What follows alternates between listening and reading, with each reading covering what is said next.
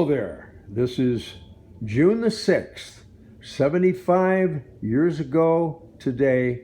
We had our landing on the beaches in Normandy. And that was the beginning of the end for the Nazi Empire.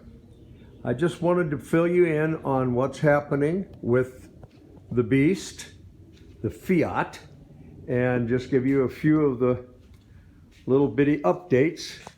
This is how I had to modify the firewall, cut big chunks out, and so I can reshape the whole configuration of it so it'll work right.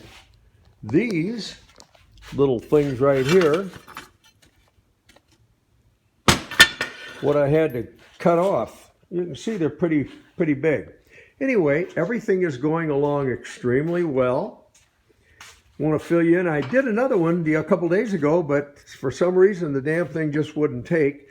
I just want to show you where we're at, what we're doing, some of the items that's going to be on the car, and you can see what they are.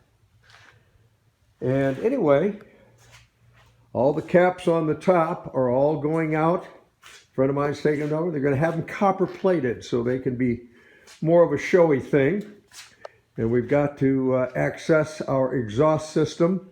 So we're working on that right now, putting on the hangers that'll carry it. This is the buck here that was for the Fiat radiator that Bill West has been knocking out for us. He's a tremendous artisan, and you always use the best that you possibly can. And he is the best. Getting to be an old bugger like me, so, you know, how many more we got to go, I don't know. But anyway, we're working on them. There's our new fan. We've got everything else done on here. Just wanted you to see it. This is the terrible working conditions that Andreas and I have to put up with. But, you know, everybody's got to make sacrifices. And this is where we're at. So this is the Beast of Turin. My salute to it. And I think you're going to all like it.